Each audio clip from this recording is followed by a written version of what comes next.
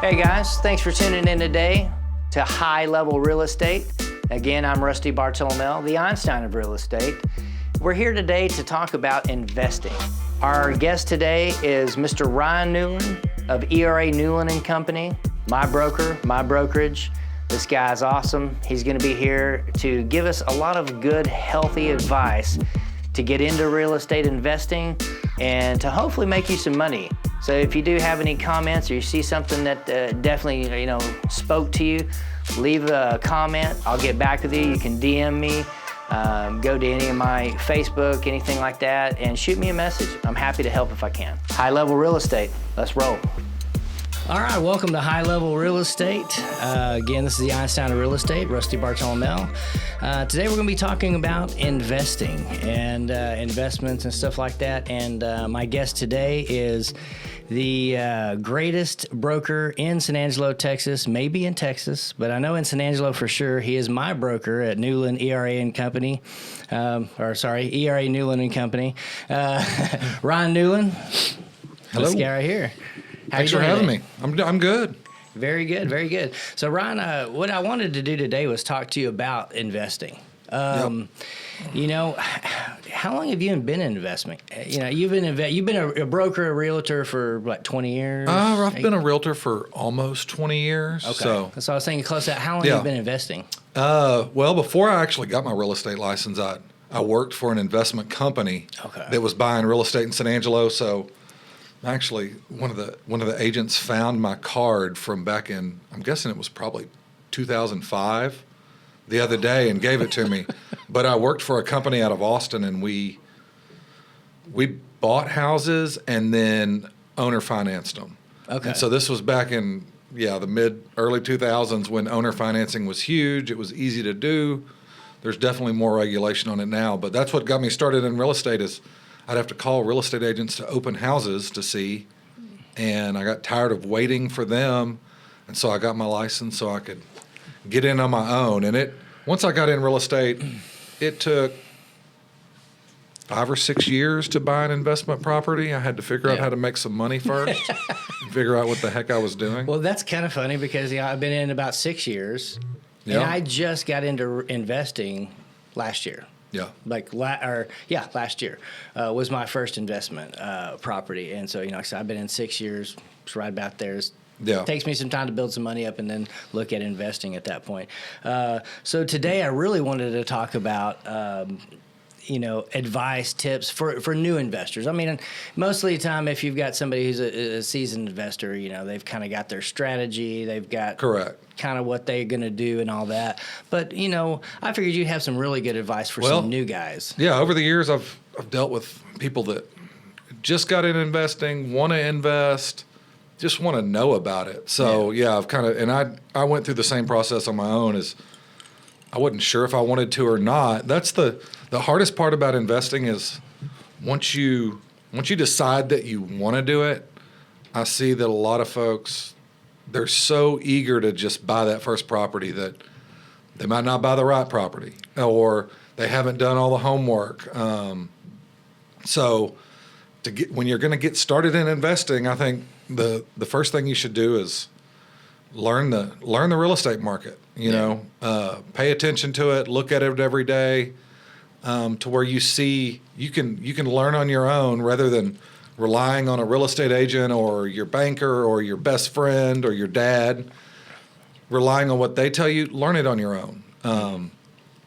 And I just remember when I bought my first house, it was hard to pull the trigger on it. But I learned the market to where I knew that the house I was buying was a good deal. Right.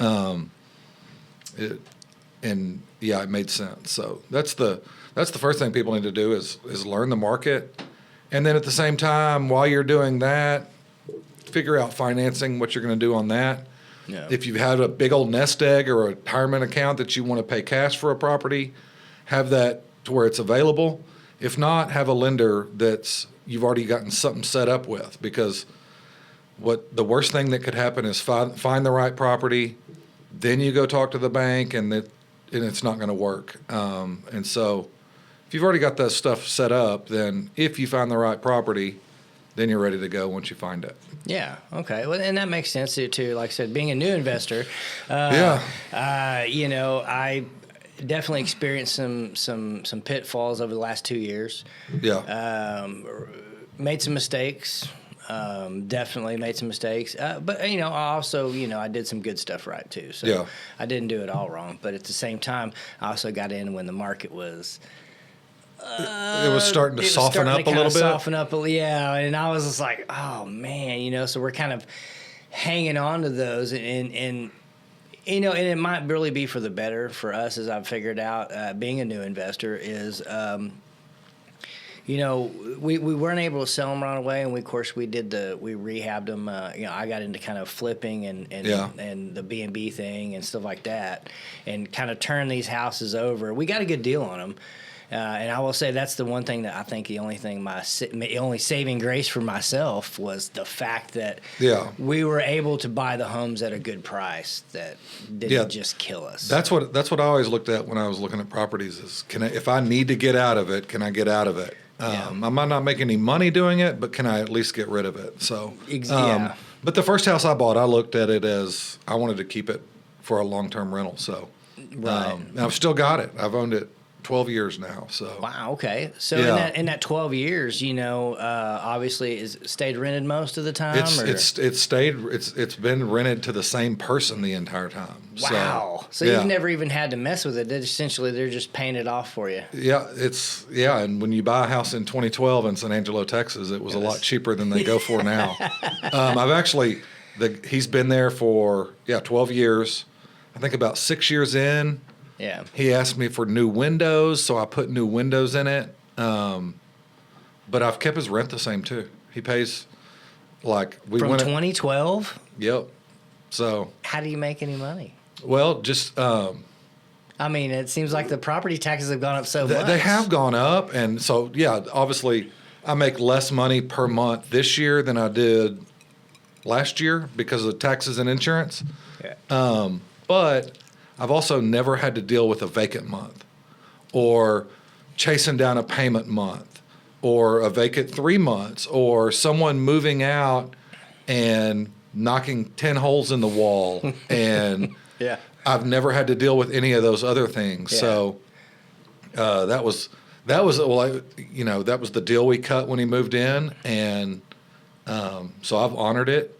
And if you add up what he pays a month times 12, I've paid for the house. I've paid for it 5 times. Oh, wow. So, okay, great. Okay, so that's why you just kind of, hey, man, you're good. Yeah. And that's a good way to look at it. I mean, I know my dad also is an investor. I think he owns 7, 8 properties. And one thing that's been, especially this last year, 2024 has been rough. He's had 2, instances where he's looking for somebody, and it's 2-3 months before they come in. And then, then I hear on the backside, man, and I had to put in $5-6 grand worth of work because, I trashed it. It was dirty. Yeah. I had to repaint everything. I had to, put new flooring in, stuff like that. Yeah. So it's nice if you find a renter that's paying every month, it's to try to squeeze them out by going up on their rent, you might find the worst tenant ever next. So good tenants are hard to find that continue to pay and pay on time. So that's what I did with him. I had another property that just went vacant, and he had been there since I bought the house in around 2015. Wow. And he was I have went up on rent on some properties, but sure. But if I tell him I'm going to keep the rent the same, I keep the rent the same. I bought some duplexes one time, and one of the lady would only sell them to me if I promised to keep her tenants that were there that she had become friends with, if I kept their rent the same for 2 years.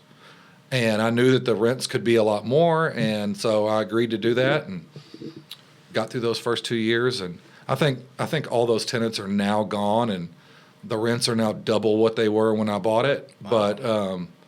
But I honored that, and that what got me the property was honoring that rent. So okay, so that does work. Yeah, it works. And of course, renting is it's a long-term thing. It's not Correct. Yeah, you're not trying to get in and out in 6 months or a year like a flip. And I've bought rent houses and sold them. I've sold them purely to pay taxes at the end of the year too. Most of the loans I've always done on these properties have been like in-house loans at local banks. So typically what they do is they'll do a 15 or 20-year loan, but they have it balloon after 5 years. After 5 years, yeah. And then they don't collect taxes and insurance. So you pay those on your own separately.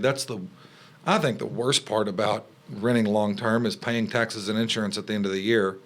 So I've sold rentals at the end of the year to pay taxes on the other properties. Yeah. I wish I wouldn't have at this point, but at the time it was the choice I had to make. So yeah. But it's all worked out. Well, that's good. I mean, and I definitely starting and investing in 2023. I bought my first investment home March. I think we closed March of 2023. We still have it. It took way too long under construction, way longer than we thought, which really definitely cost us some money. And then we wanted to B&B it, and the city had decided that they didn't want us to B&B it. Yeah. Regardless of how I felt or how we felt as a partnership, but it was what it was. So we put it up for sale, and it is still on market. Though we did get a 3-month lease on it. And then they are probably going to purchase. At the end of that. At the end of that. So obviously, I think, but again, at that point, we've held it so long, we're going to break even. Yeah. Well, breaking even's better than money. losing a lot of money too. Yeah, so. Exactly. Exactly. And I've had that question a lot of, hey, I want to buy a house, but I want to Airbnb it. What guarantees can I have that I can Airbnb this property? And none. In San Angelo, Texas. There are no guarantees unless you buy one downtown, you're guaranteed to be able to do it. Okay. Or if you buy it in an area that's zoned RM1. RM1. If you buy it in RM1, which there's not lots of neighborhoods around town that are, but if you buy it in one of those neighborhoods, you are good. Then you can buy 3 in a row and Airbnb them all, and all you have to do is turn in your application. There's no sitting in front of that planning commission. Really? So, yeah. Okay. So see, and I didn't even know that. Yeah. So when we bought ours, obviously it was purely residential. It was on the lake. Yeah. And we thought, there's other B&Bs on the lake. There's certainly not going to be an issue, but I remember your case. I watched those planning commission meetings, and most of them on the lake have been approved, but not all of them. Yeah. I saw one the other day that they were approved in Santa Rita. And I guess they had tenants that were being loud or whatever, and their permit got yanked. Got yanked, yeah. Yeah, so I've heard of that. Now, is downtown that's kind of a newer thing, isn't it, or have they always allowed that? It's always been that way. It's in the central. They call it the Central Business District. So and so it would be basically like it's an area where they encourage those nightly rentals and hotels and bed and breakfast and anything like that. That brings it's really good for tourism, I guess. Yeah. Although we felt like it would be good, tourism at the lake as well, but no, the tour. I'm sure it is. I'm sure back before Airbnb and VRBO were even a thing, I used to rent out my dad's lake house nightly. Okay. And I would just do it on I think Facebook and clients I would meet that were shopping for houses out at the lake and just word of mouth. But again, at that point, there were no rules. So in every town, it seems like has different rules. I have noticed that. I was in Colorado over Thanksgiving, and I was looking at the town we were in on how they deal with their Airbnbs. Yeah. And they've got their town divided into various districts. Reminded me of what's the movie? The District 13 and all that, but they called them, they were numbers. Okay, they were yeah. And no district could have more than 12 or 13% Airbnbs. And so I looked at the county map, and like the popular area of town was full. No more Airbnbs until someone dropped out. But there were other areas of town that only had 5%. So if you bought a property in those areas, you could put one in. See, and that seems logical to me. It was kind of smart. So yeah, I mean that seems to me it's like, hey, we're going to divide this out you have, this, we can allow this many in this area. That's it. And once we reach that max, then done. that's it. Yeah, and I maybe I wish San Angelo would look at something. And like I think that even on the website, it had like a waiting list for District 6 or whatever it was, where there was names that said as soon as someone drops out, I'm first on the list to try to get in. So okay, yeah, no, I think that's pretty cool.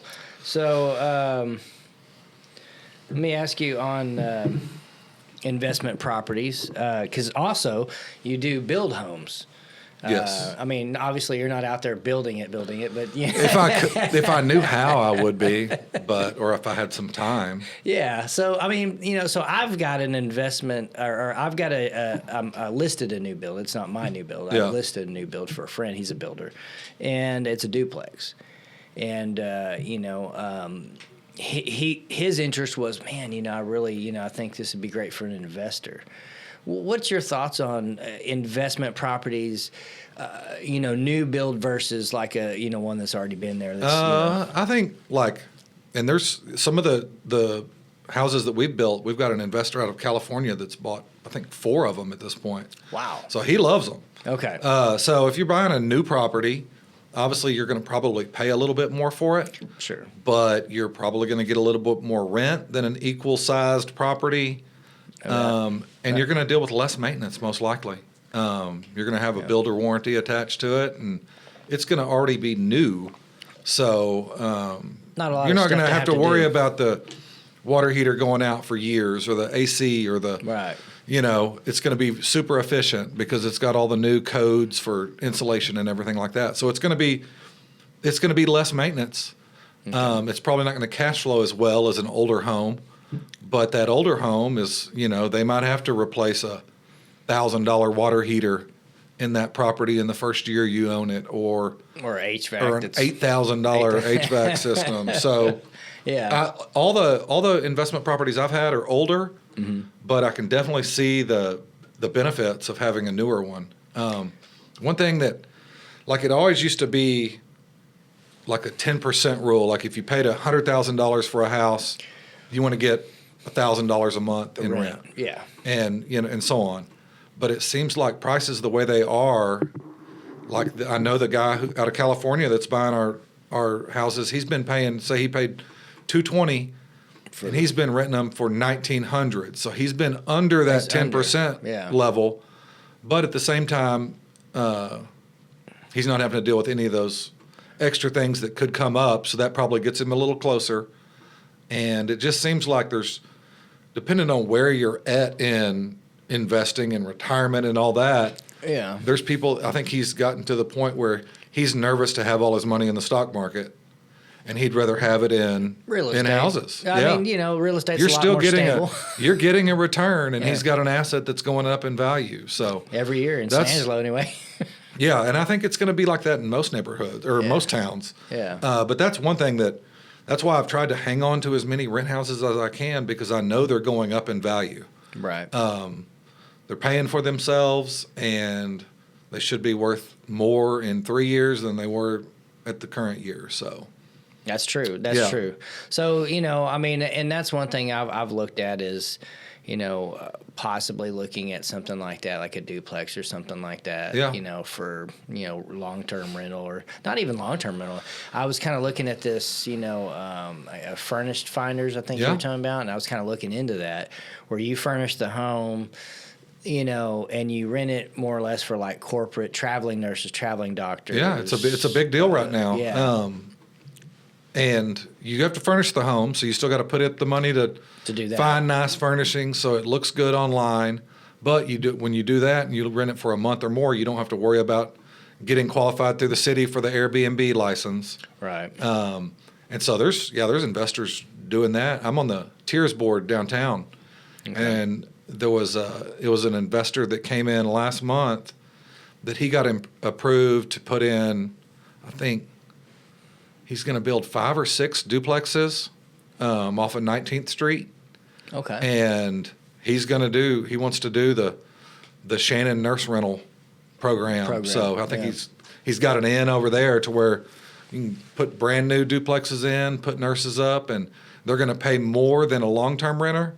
Right. Probably less than a short-term renter, but it's going to be that happy medium where, they might stay a month, they might stay a year, but they're going to pay a little bit more than a long-term renter. Long-term, yeah. Yeah, you might rent it for $1,200 a month or $2,000 a month if you do it month to month. Month to month, yeah. And of course, being furnished, obviously, you can charge more for that. They're going to pay more for that. Yeah, for sure. So, yeah, and that's something obviously, that's one thing I have kind of, almost switch gears a little bit. I don't do property management. I don't enjoy it. I do love buying and selling. I love real estate. I love to buy and sell. Commercial, residential, I'm good. I love it. It's fun.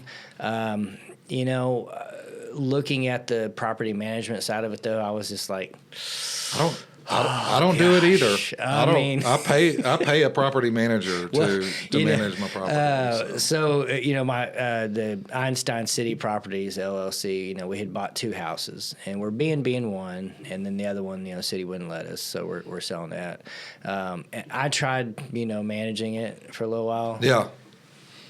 Absolutely do not enjoy it. We end up getting Celeste. Yeah. She's like, I'll do that, Yeah, and she's used to doing it, and she's got the program to do it. And yeah, so and it's for me, it was a learning curve. I just wasn't really ready, and I've got so much on my plate too. Yeah. It was one of those things where I'm like, I would think going back to kind of the new investors, like if a new investor buys one property, it's probably going to be one that they're going to manage themselves. Right. But having a good property manager, the benefits I've seen to it, for me personally, is having the reports they can give you at the end of the year, to where you can spit out a report, email it to your CPA, and it's got all the rent that's received, the management expenses are on there, any maintenance that's been done that could be written off on the property.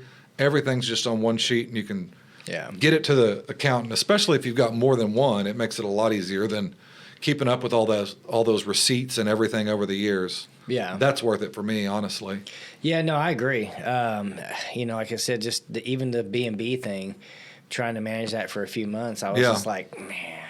Yeah, I'm out. Yeah, and we don't manage any B&Bs. I'd like to get into it. I know there's a lot of there's a lot of software you can use to help you set the rates. Yeah, there's a lot out there, and I looked into it and tried some of it. Some of it I just couldn't quite. And again, it's just, for me, it's time. I'm just like, man, I'm so booked on time doing everything that I do. I just, and I'm fairly busy with real estate, busy with the ale house, doing restaurant stuff too. So yeah, it was just like. But those guys can, the AI software, they know that if it's 2 weeks before a certain weekend and it's not booked, or everything else, they can lower your rate, raise your rate, depending on what else is going on in the market. So try to maximize nightly stays, because that's the key, I think, in Airbnb is, if you're booking every weekend but not during the week, you need to adjust the weekday prices to kind of catch some of those business travelers as well. And you might be trying to get $200 a night during the week, but if you were at 130, you might book 4 out of 5 nights every week. Which is definitely worth it, because then you're at least making something versus nothing. Yeah, for sure. So, because the key to having the goal to having a short-term rental would be to make more rent than you could rent long-term. Yes. And you've got to have it rented during the week to be able to do that. Yeah, 100%. Yeah, we had the one that we do have that is renting. It stayed, when I was doing it, it was like, well, we keep it rented on the weekends. Friday, Saturday, Sunday, it's normally rented. But during the week, nothing. Nothing? Mm-hmm. Yeah, so you got to adjust your numbers. Yeah. I think that's like... Yeah, and that's what everyone says. I've got a buddy that he's got 3 places downtown that he does on his own, but then he's got another property down at the beach, and he has a management company, and he said that the stuff that they do keeps it rented all the time. And he's considered signing them up here, but he's so used to doing it himself, he's just still doing it. Yeah. And that makes sense. But yeah, short term, midterm, I guess you'd call it for the traveling people. Or, I don't know. This is a term I've heard thrown around. I know it's not really a term though, because there's nothing really. It's really short term or long term. Versus San Angelo. I'm guessing in a year or two, or people are going to know about the midterm because I think that we've got a lot of traveling nurses here. A ton. But I think we'll have more. And we're going to now, like when the oil business gets ramped up, we're going to have more, come. I've remembered renting places to guys for several months at a time, working a job. Just here for a few months. And then they're taking off. So that's something that, we, me and a business partner of mine, we had bought 2 other homes and flipped them, turned them. We got them for a good deal, luckily, but we've held on to them. We've tried to sell them. They're not selling. Yeah. So at this point, what we've done is we're like, well, let's put some furniture in them and, try to, either, try to do like a midterm kind of thing with it, So that's kind of what we're having to turn and pivot a little bit.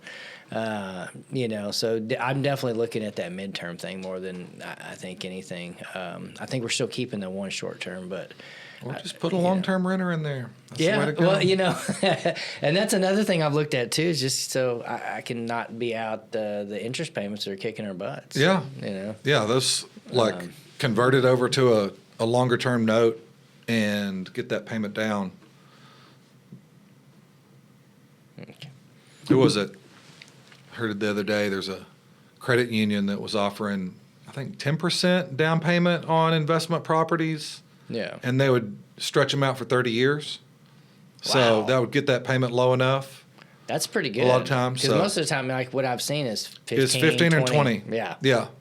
And it's still 10%. Yeah. It doesn't. So a lot of times those numbers don't work on what you can get for rent in San Angelo, Texas, compared to what that payment is with interest rates at 7 or 7.5 or whatever you're getting in for an investment property. That's some of the reason why we did go with the STR over a long term on the one that we do now, was the fact that, how it was and how, and the amount that it was.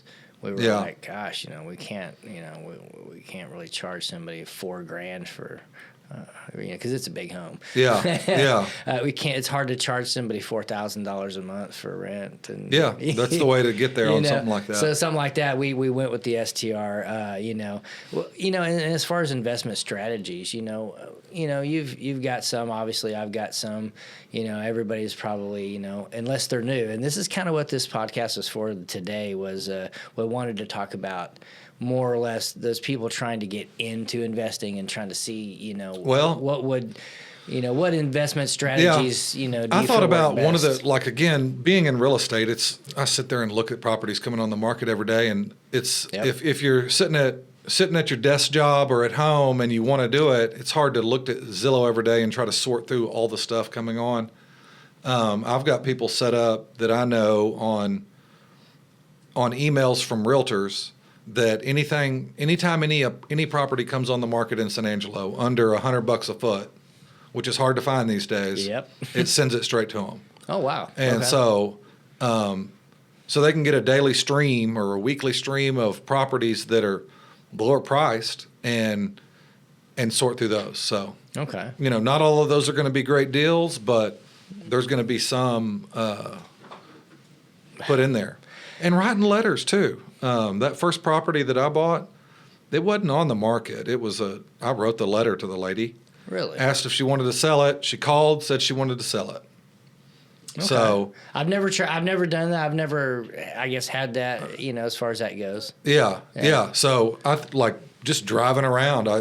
If I saw a property that looked like it was vacant or looked like it was run down, I'd just look it up on the tax roll, find out where the owner lived, write them a letter, asked if they'd be willing to sell, and you'd be shocked how many people respond to that. Really? Yeah. Okay. One of the agents in the office, he started he's flipping probably 50 houses a year at this point. Wow. But he was writing letters, sent out mass letters to the lake area, found a guy who had inherited a property from his parents and needed to sell it.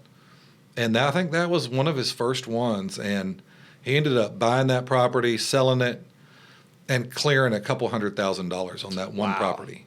That's amazing. But it was all off writing letters that no one else was doing, and he was doing it. And he was willing to spend the $1,000 or $500 or whatever he spent to mail it out. to mail them those out. Yeah. That's an expense too. Hoping to get a return, and it worked on that one. It kind of kick-started his career, I think. So that's cool. You know what I mean? Like, but that's true. It's like, especially now. Yeah, how much is this mail letter?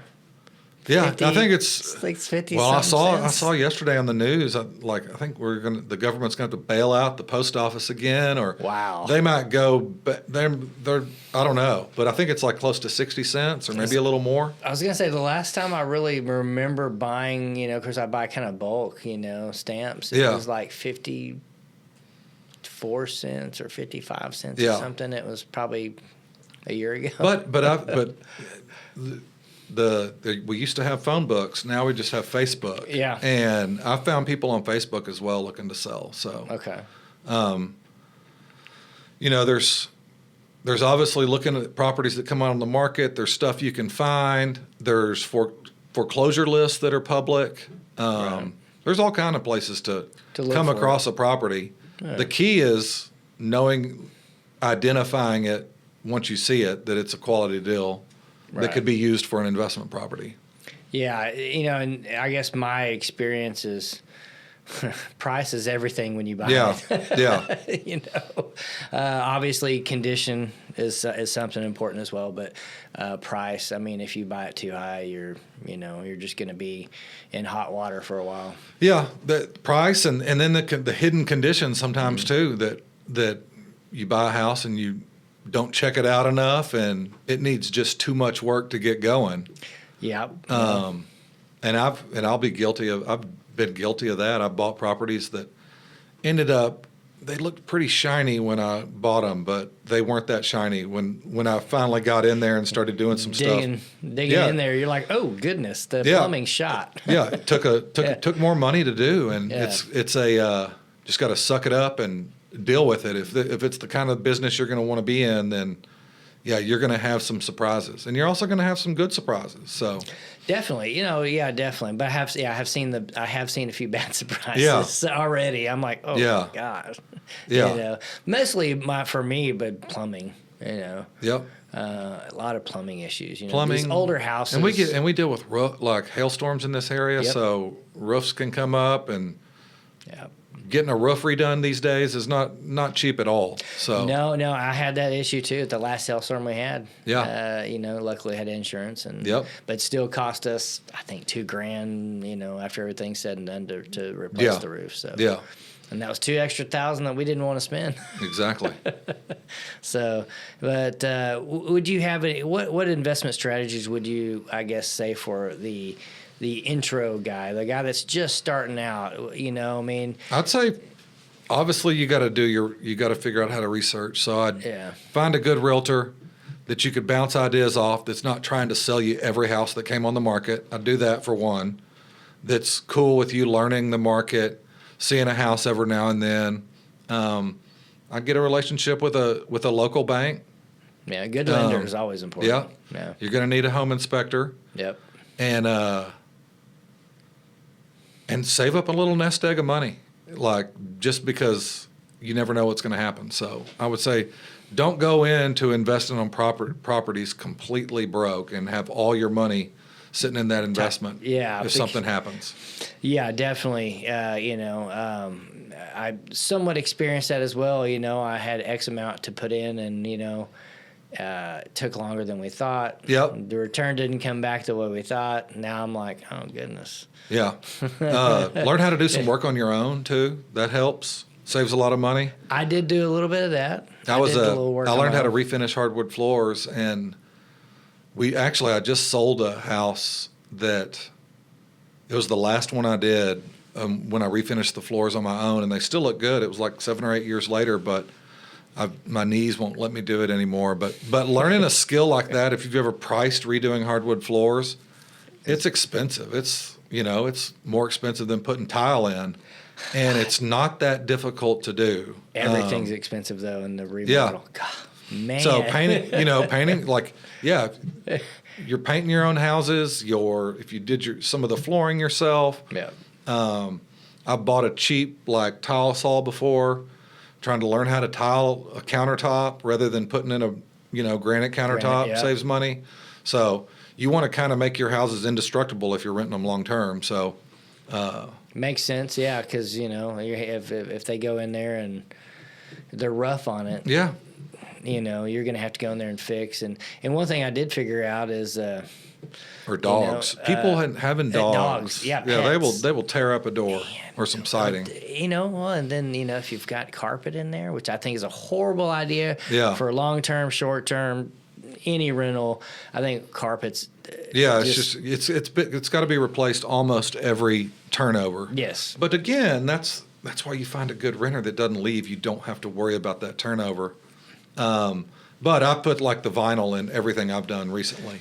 See, and that's what we've gone with is the vinyl. Yeah, and you can wait and find good deals on that. Mm-hmm. It'll go on sale. It'll be a color that's not selling at Home Depot. They'll put it on sale. Not the greatest, but it works. Yeah, it works. Yeah. So, one thing I have noticed in as far as the rental wise, as far as or at least the turning it over, getting it ready for rental. Man, you can go rent a paint like a sprayer, paint sprayer, for like $100 at Home Depot or Lowe's. I've never done that. I've never even used a paint sprayer. I've painted some houses with rollers and brushes and all that. Yeah. I've never used a paint sprayer, but I could see it being beneficial, like painting cabinets or doors. It looks better. We used it on one of the houses. Just we're running low. The amount that we had, because we had with the one house, we ended up having a huge plumbing deal. We had to replace 30 foot of main line. Yeah, this is a lot. And then that was also, I want to say, like a month later is when we had the hailstorm. And I had to replace the roof on the same house. Yeah. So it was like, well, we still need to paint the outside. I'm like, how much is a paint sprayer? Yeah. I'll be back in a little while. Yeah, let's do it. Yeah. And so I did that myself, and it turned out okay. And that's how I sanded those floors. I'd rent the sander from Home Depot. Yeah. And you do it, and you save yourself some money when you can, where you can. Yeah. So that's one thing I've started looking for. I've always looked for this when I was showing houses or looking at properties on my own, especially the older ones I've always bought, is looking for a PVC clean out in the front yard or the backyard. Yeah. If you can find one of those, like the little tube sticking up, then it's got a newer sewer line. Yeah, exactly. If it doesn't have one of those, it's probably an old sewer line that is either already collapsed or on the verge of collapsing. And there's $3,000 to $5,000 right there.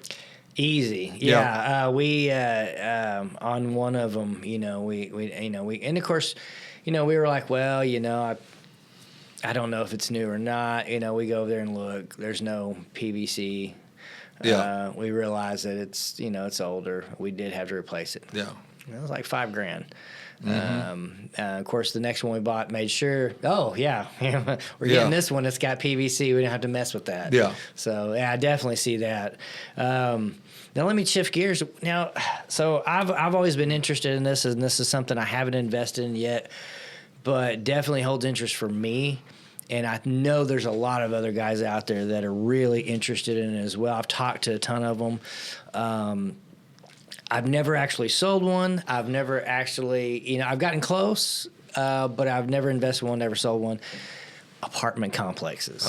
As an investment, I mean, I know it's a big step. It's a, that's not really, and this is more towards, beginner investors, but I know this is not a beginner investment thing, but it is something I've always been interested in. Well, and I don't know everything about it for sure. Like when you talk apartments, you got, like San Angelo especially has apartments that are 4 and 8 and 12 units. So you can find those around town that are like, they used to be about as much as a house. Like they weren't real expensive.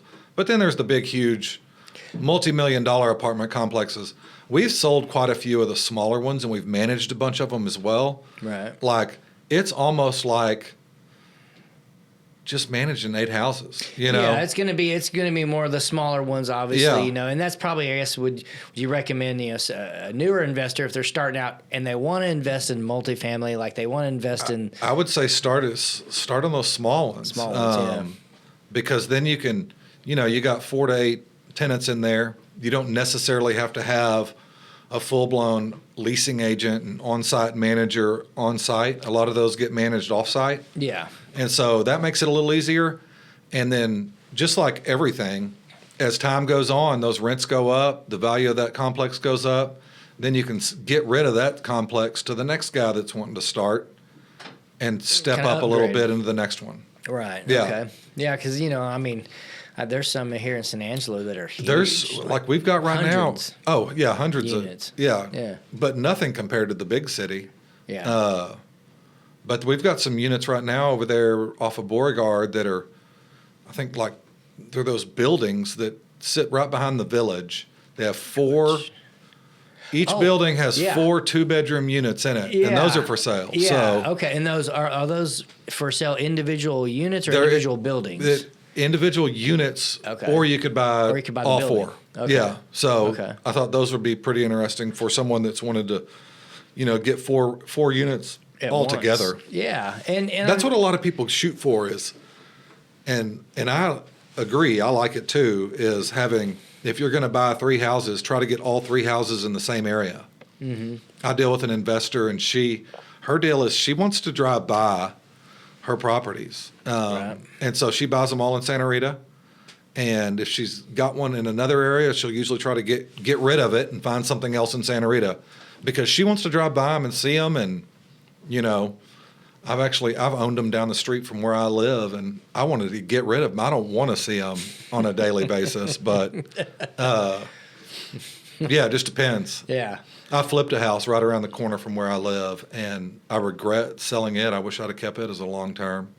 Yeah. So I've heard that a lot. You got to pay taxes on the money you make on those. Yeah. And that's what that's that's what I didn't like that year was, one, I sold a house. I made some money. I needed the money, obviously. Right. Everyone always does. But you got that big tax bill at the end of the year on the profit. And then just being in real estate, and if you're doing this long enough, you're going to see prices year after year after year. It's gone so much up in value since I sold it.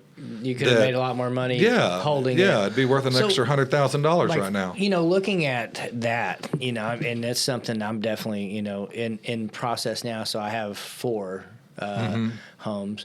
And, obviously I think one of them we're hoping is going to sell. I mean, it's, yeah. But, having those 4 homes,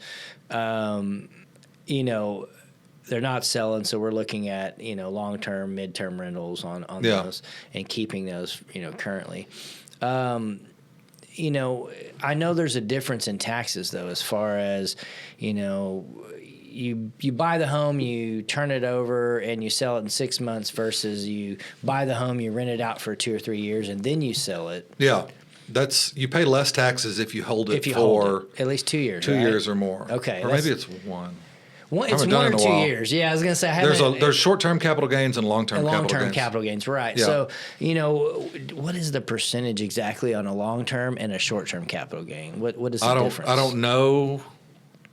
It's around 20% on long-term. On long-term? Yeah, okay. and I think in short-term's a little bit higher than that. Okay. Because I was thinking, short-term's probably like 30%, I would think, isn't it? I think it's less than 30, but again, I'm done. I'm done selling stuff short term. I don't want to do it anymore. The last time I did one, I bought a house and I was going to rent it long term. We had a guy that wanted to buy one of our new construction homes, and he agreed to do it. His wife came to town, and she's like, "No, I don't want it. Where else do you have I can live?" I'm like, "Well, I'm fixing up this rental over here." Went and looked at it. They wanted it. So over a new build, huh? Yeah, it was just a bigger, older home in a more established neighborhood, and so they agreed to buy it. I agreed to sell it to them, and so on that one, what I did was I did a 1031 exchange because I made short-term money pretty quick, right? And I found another house to buy, and put it in instead of paying taxes on that short-term gain, I put it into another property that I still own. Okay. And so when I sell that one day, I'll have to deal with the gain from that previous one. And I actually rely on, there's a 1031 exchange office at Surety Title, and I just rely on them to tell me what to do on that. I don't Okay. I don't want to know any of that. I'm not a CPA, and I let them do it. That's a big, that was actually kind of my next, was, there is a 1031 exchange. You can use that. So that was you kind of hit where I was going with that was, you can avoid those capital gains a little bit, but they you kick it down. You kick it down the road. I was gonna say you kick it down. It the road. depends on how long you own the next one, but you can always roll that into something else as well. They don't like you doing it like a 1031 is not if you Google it, it'll say this. It's not for flipping. Gotcha. They want you to own properties for a long amount of time. Right. I think they want you to own them 2 years. If you own them less than 2 years, you can still get some benefits, maybe not as much benefit. Okay. But they want you to, buy like kind property. So. Okay. If you got rent houses, they want you to buy rent houses or invest in land or something like that. Keep it, I guess, the same. If you're buying it as a rent house, they want you to kind of move it to another rent house. Is what you're saying? Kind of keep it long term. I think and you can buy different things. Right. Again, I call the 1031 exchange agent and ask them, let them know. Because they know. Yeah, and that's what that's smart though. Keep your knowledge where you know it. Exactly. Yeah. I just like I've got a CPA that I pay every year to do my taxes. I have them do that. So yeah, I don't try to do my own taxes. Yeah, I know enough to just be dangerous, I guess. So I totally understand that. And what do you think as far as if we're talking about multifamily apartment complexes, a apartment complex versus like a single family home or a duplex, not really much difference. Not a whole lot of difference. Yeah. It seems like apartment complexes get a little bit better tax rate, or as far as their values are not as high as single family homes. Yeah. It's easy for the tax office to catch up with values on single family homes. Okay. Because there's so many sales. There's less sales in apartments. To where I've done some research just looking at, apartment complexes, 12 doors versus 12 single family homes. And the 12 single family homes are paying more. Or they're going to pay more taxes. Correct. Yeah. Yeah. Okay. And they might get more rent too, but that's one big difference I've seen. Okay. So tax rate you feel definitely going to be a little bit better on it. That makes sense too because there are a lot less sold. And the tax rates are high right now. Yeah. They are really high. Well, the values are high too. Yeah. So which goes along with the taxing. That's how they tax you, the value. But I mean, it's the values are high. So taxes on rent properties are it's high right now. And that's why rent's high in this town too. Mm-hmm. Like if you look, you could find a lot of properties for less than $1,200 a month, and it's not easy to find that now. And it's rare. Yeah, you can't find 3-bedroom, 2 baths, dated or not dated homes in good neighborhoods established for under less than $1,500 a month. Yeah. So. Oh yeah, that's almost impossible. Yeah. That's a rarity. Except those tenants that live in my houses, they've all got good deals. So. Maybe they'll come rent from me. Yeah. Right. So one thing I've and that's it's kind of funny. We're talking about this is. The amount of renters in this town, I feel like there's a pretty good amount of renters, and I had, I've spoken to a few, just talking to, people who are renting, maybe going to, decided to go ahead and buy a home and all that. And then I've spoken to a few that, I want to wait for the interest rates to come down. Interest rates are too high. But realistically, interest rates are a historic, like an average. Essentially, they're 6%. They're about what they typically are. Well, when you have them like super low for 3 years, which we had, or maybe even longer than 3 years, it just like there's a whole segment of the population that got spoiled by that, right? And some are going to wait for them to go down, and they might but what they're going to miss out on is the equity they gain on owning a house that many years. And that's one thing I actually, it's funny. I was talking to a guy who's, he's a friend of mine. He's renting. Yeah. And we got to talking about property taxes. Well, property taxes don't matter to me. I'm a renter. Yeah. Well, actually, they do. Yeah. Tell us why. Yeah. Well, that the landlord, when that lease comes up and their taxes went higher, they can raise the rent $150 a month or $200 a month to cover their taxes. Correct. Exactly. It's like anything else. When something like fuel costs go up, groceries go up, everything else goes up because it costs that company more, to make it. Well, why are they going up? Well, because they're not going to eat the cost. You're going to eat the cost. It's the same with property tax. Or they could just you're living in the most perfect rent house you've ever had, and you love it, and you think you're going to stay forever. Yeah. And you get a note in the mail that says, "Or seller's going to sell the house. Taxes are too high. We're going to sell it." Yep. And owning a home is great. Some people shouldn't own homes. People that can't afford them. Yeah. Or that might not be be in San Angelo for a certain amount of time. Yeah. I see that all the time. That you buy a house and less than a year later you're moving. Yeah. And it's tough to get rid of a house. That's it. Yeah. Or it's tough to get rid of it and make money or break even. You know, if you're doing it in less than a year. But and it's one thing. Again, the same guy. And I'm like, man, like you should care about property taxes. It's important to renters and buyers alike. Yeah. But if you're waiting for the interest rates to go down to buy, you're paying 100% interest on a rental. Yeah. 100%. Your interest rate is 100% when you're renting a home. Yeah, when you're making a house payment, whatever interest, your principal amount you owe on that home is going down every month. Yep. And chances are the value on that home is going up. Yeah, so when you do sell, you're going to make money. Yeah, the goal of it is to make money. Exactly. It's almost like you're putting away a nest egg essentially in your home. Yeah, and that's what I've tried to kind of tell people. That's how I look at my rent houses, and that's what makes me keep them every year when I'm frustrated one week with them, or I have a repair that needs to be done. It's a nest egg for down the road. It's your retirement. Yeah, because us realtors, brokers alike. Yeah, don't really have a 401k to look at. I mean, it's correct. We got to kind of do our own thing and make our own our retirement. Yeah. So so definitely I like that. All right, so I want to go to another part of this. It would be kind of my last point, or my last question for you would be, this is geared more towards, or the whole segment really has been geared, or this podcast has been geared towards beginner investors and kind of intermediate.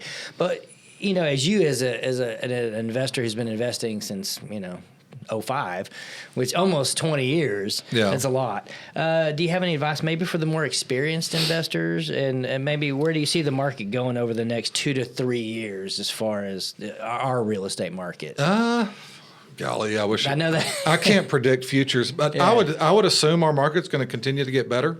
I feel like it always has. It probably always will. I did hear I talked to my insurance agent the other day. Here's one for an experienced investor that owns 4 houses or 8 houses or more than that. Insurance is like Texas insurance companies. Half of them backed out, don't want to write insurance. Right. Last year, I was getting renewal policies that came in for like the duplex I have. They wanted $5,000 a year for it, and that just didn't work for me. Sure.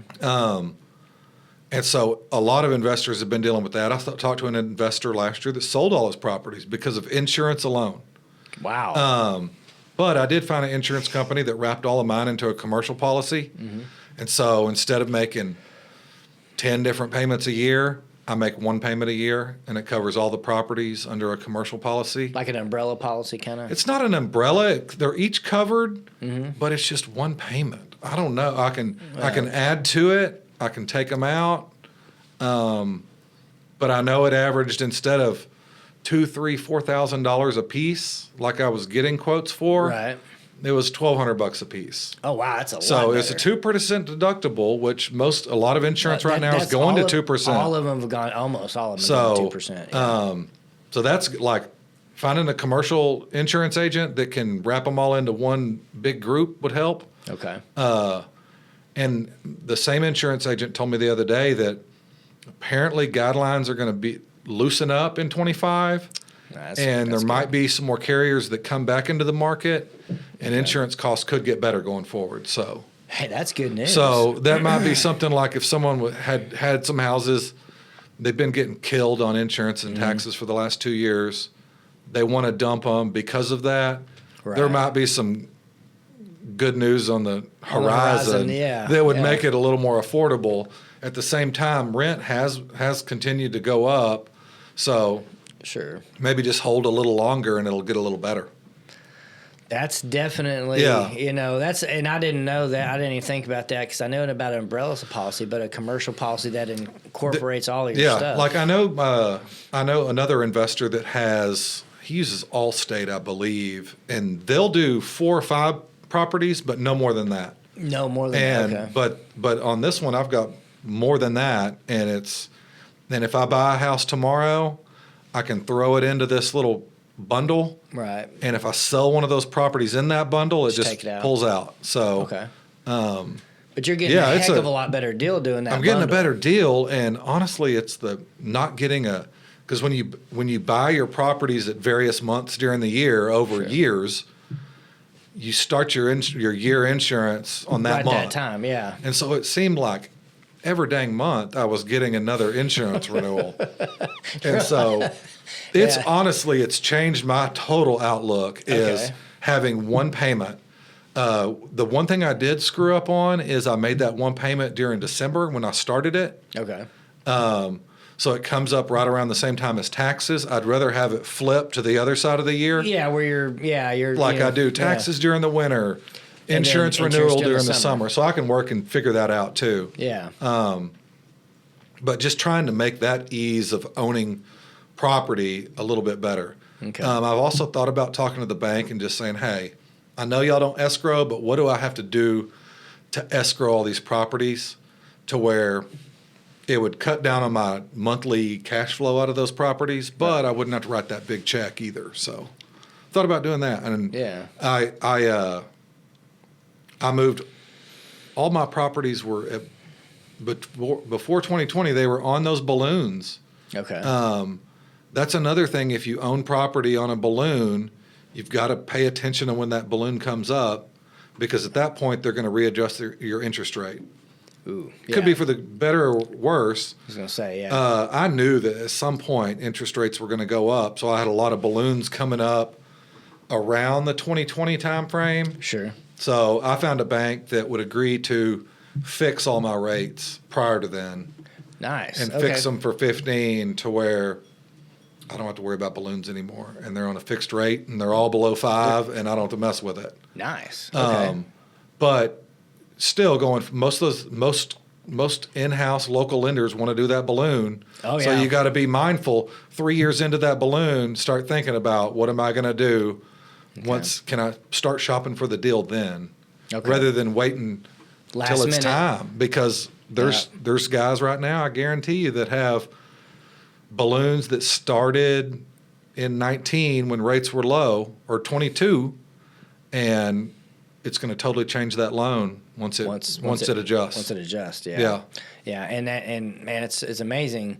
1 or 2% on the interest rate can make a massive difference. Yeah, it does. In the payment. Yeah, for sure. Yeah, you wouldn't think so, but it does make a huge difference in the payment. So.